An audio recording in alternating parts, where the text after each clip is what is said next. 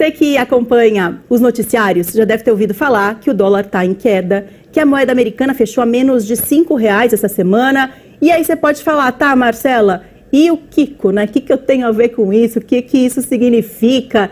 Que tipo de impacto isso gera na nossa vida? É o que a gente vai saber agora no quadro de Finanças do Novo Dia.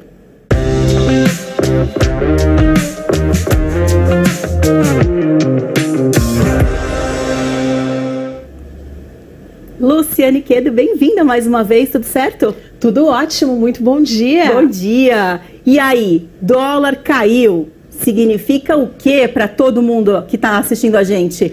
A gente tem fortes impactos com a queda do dólar aí no nosso dia a dia.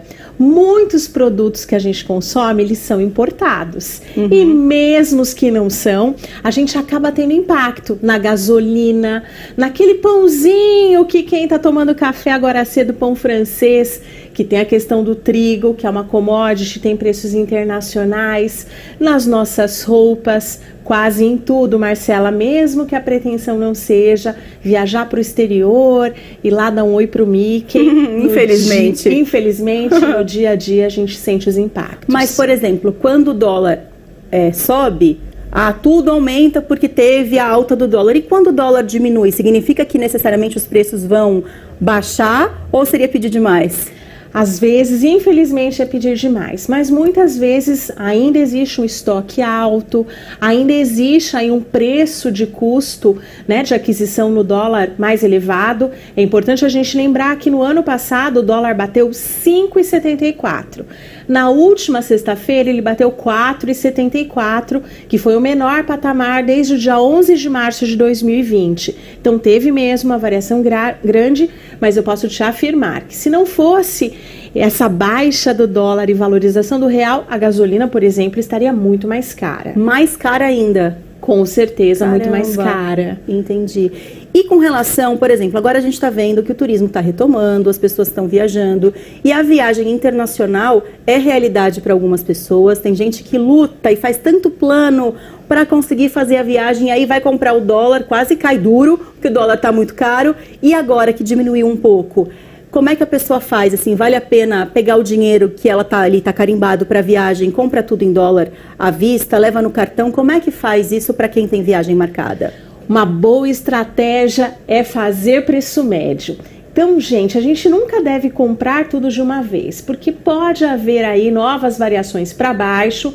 Então, o que é o ideal? A gente ir comprando aos poucos. E a gente pode hoje comprar dinheiro em espécie, a gente pode também investir aqui no Brasil em fundos dolarizados que estejam atrelados à variação da moeda, mas é uma boa ideia para quem se programa aí para uma viagem, para um intercâmbio, por exemplo, já ir se preparando. Vai comprando aos pouquinhos, se tem uma viagem mais para frente, por exemplo. Exatamente, vai comprando aos pouquinhos, porque assim o seu preço médio tende a ficar menor.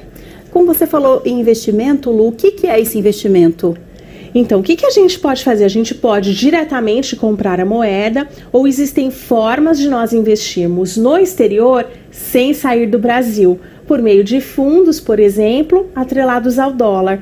Hoje também se tornou muito mais fácil abrir uma conta lá fora. Então você também consegue ter uma conta internacional mesmo com valores pequenos, Marcela. E é vantagem para quem abrir esse tipo de conta ou fazer esse investimento?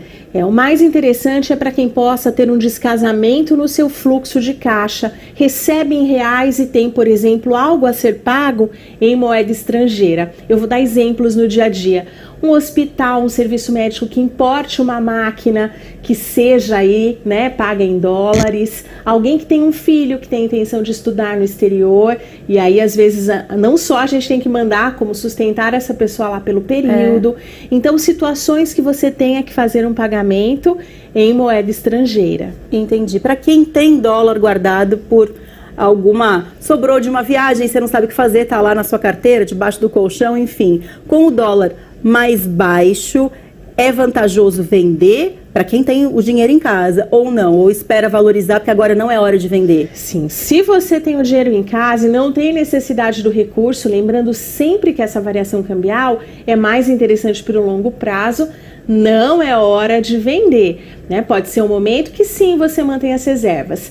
Nos dias, e isso acontece também com a bolsa, quando tudo está em alta, as pessoas querem comprar, e quando está em baixa, elas querem vender. Mas o ideal é o movimento contrário. Quando algo está com bom preço, gente, é o momento de eu aproveitar e aumentar as minhas reservas. Quando está em alta, aí sim pode ser um momento interessante para venda. É importante que a pessoa tenha calma na hora de tomar qualquer decisão financeira, porque tem essa coisa do impulso. Tá todo mundo fazendo, vou fazer também. Não, calma, olha para sua realidade e aí tenta tomar a melhor decisão. Não dá para ir por impulso. Sim, sempre. Existe algo chamado, gente, efeito manada. Quando eu olho todo mundo fazendo, eu tenho aquela vontade, aquele desejo de fazer igual. Mas a calma, a tranquilidade, a consistência e a recorrência é que fazem toda a diferença na gestão do nosso patrimônio, do nosso dinheiro e digo até da nossa vida de forma geral. Para quem quer levantar, além da questão de quem vai viajar ou de quem vai fazer o intercâmbio, se a pessoa está assistindo a gente agora e fala, poxa, eu tenho uma reserva, eu quero começar a investir e eu quero começar a trabalhar com a moeda americana. Para quem que é indicado, além dessa questão de investimento, eu digo, não de usar num futuro próximo como uma viagem ou um intercâmbio? Para quem que é ideal, assim, para quem que pode falar assim, poxa, pode ser que seja o meu caso, acho que é uma boa ideia investir em dólar? Uma das grandes máximas de finanças é a diversificação, é não colocar todos os ovos na mesma cesta. Então, quando você já tem aí a sua reserva de emergência constituída, já está se preparando para a sua aposentadoria, às vezes com investimento de longo prazo, a diversificação em moeda estrangeira, ela também pode ser uma forma de proteção. A gente não pode esquecer que a gente ainda tem uma guerra em curso. Este ano é um ano que nós teremos eleições presidenciais. Acabamos de encontrar com o Felício aqui, que tem a questão de governador, mas a gente tem eleições presidenciais no final do ano, e isso mexe com o mercado como um todo. Nós estamos saindo de uma pandemia, então ainda existem várias questões na mesa e tem a questão fiscal do nosso país. Então, sempre que a gente diversifica, a gente faz apostas diferentes, a gente consegue duas coisas: maximizar retornos e mitigar riscos, minimizar os riscos que a gente corre. O fato do dólar vir vindo em queda, significa que a tendência é cair mais ou não dá para a gente garantir cada dia um dia diferente também nisso? Cada dia é um dia diferente. Por que o dólar caiu? O dólar caiu porque o Brasil é um grande vendedor de commodities. E a gente ouve essa palavrinha aí, né? Mas o que são commodities? São as mercadorias que o Brasil vende. E o Brasil vende bastante petróleo, minério, trigo e milho. E tudo isso esteve em alta. A gente conversou também na semana passada sobre o aumento da Selic, que é a taxa básica de juros do nosso país. E hoje ela, de novo, gente, é uma das mais altas do mundo. Então, investidores estrangeiros estão interessados em investir aqui. E por fim, tem a questão da bolsa. A nossa bolsa ficou muito barata. A gente teve uma inflação alta. A gente estava no momento ano passado que o dólar estava alto. Então, muitos estrangeiros vieram investir no Brasil. Foi bastante dinheiro, Má. Para você ter uma ideia, no ano passado foram 106 bilhões de reais. E em 2022 já entrou 86 bi de reais só na bolsa. O melhor ano numa série histórica tinha sido 2014, que tinha entrado cerca de 20 bi de reais. Nossa. Então veja, o ano passado entrou 5 vezes mais e agora a gente ainda está em março, já entrou aí 86 bi. É muito dinheiro, isso traz o dólar para baixo. Entendi. Sabe uma coisa que você já percebeu, que agora é nosso time Novo Dia? As pessoas no Novo Dia são muito participativas, né? Então eu queria abrir essa participação para vocês também. Se vocês agora assistindo ao Novo Dia estão começando a entender um pouquinho mais sobre finanças, eu sei que é um assunto que tem muitas dúvidas, eu tenho um monte.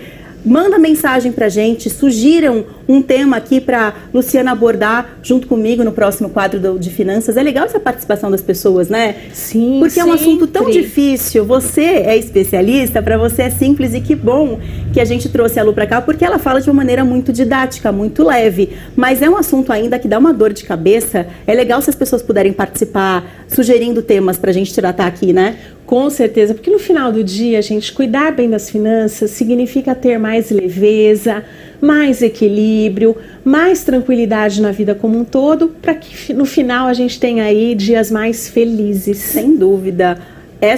o tema de hoje foi sugerido pelo nosso estagiário, pelo Gustavo Rosa. Olha que legal. Excelente sugestão do Gustavo. Muito bem. Então, se você tiver alguma sugestão, pode passar pra gente. 997524005 é o nosso WhatsApp. Lu, muito obrigada por mais essa dobradinha aqui no Novo Dia. Semana que vem te espero. Eu que agradeço e até semana que vem. Até semana que vem. Tchau, tchau. Agora a gente vai pro intervalo e já já tô de volta.